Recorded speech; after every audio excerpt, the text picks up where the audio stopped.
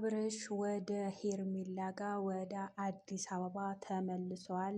የጠዋቱ ዜናዬ ወይም ደግሞ አብርሃም ሌሊቱ ያደረበት ሁኔታ ለእናንተ ለማካፈል መጣሁላችሁ።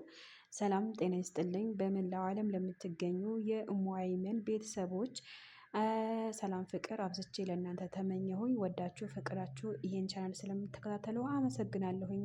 ያው ሁሌም እንደምላችሁ አዲስ ለሆናችሁ ላይክ፣ ሼር፣ ሰብስክራይብ ሳታደርጉ ሀሳብ አስተያየታችሁ ኮሜንት ስር እጠብቃለሁ ውዶችዬ።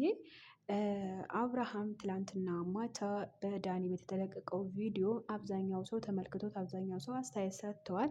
እኔም ደግሞ በመመልከት አስተያየቱ እኔ ልስጣችሁ ማለት ነው። አብርሽ ዞሮም ወጣም ወረደም ወደ ሄርሜላ እንደሚመለስ 100% እርግጠኛ በሆነ መንፈስ ቲክታክ ላይ እያወሩ ይገኛሉ። አብርሃም ጤንነቱ እጅግ በጣም አሪፍ ሁኔታ ላይ እንዳለና የበፊቱ አብርሃም ቀስ በቀስ እንደሚመለስ በብዙ መንፈስ እያወሩ ነበረ።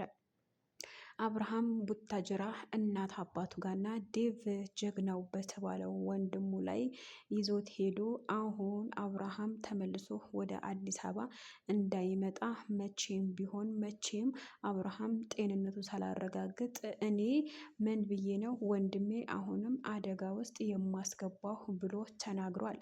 ሩታ አብርሃም 500 ሰብስክራይብ ወይም ደግሞ 500,000 ፎሎወር ወይም ደግሞ ቤተሰብ ስላፈራ በደመቀ ሁኔታ አክብረን ከፈለግ ይዘከው ትሄዳለህ።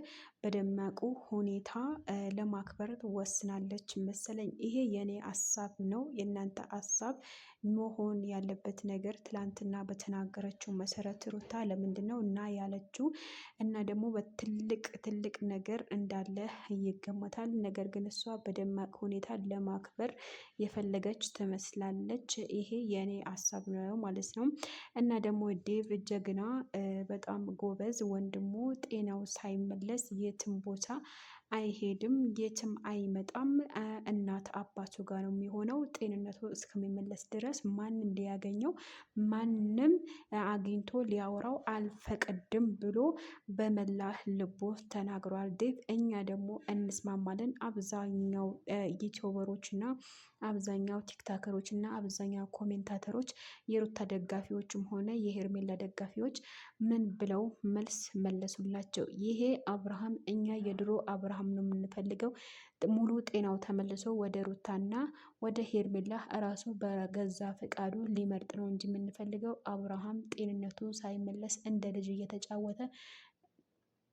ልጅ እየተጫወተ ሊሆን አይችልም በማለት መልሰዋል። ይሄ ነገር ደግሞ እጅግ በጣም ዩቲዩበሮችና ቲክታከሮች እንዳስቆጣ ይገኛሉ።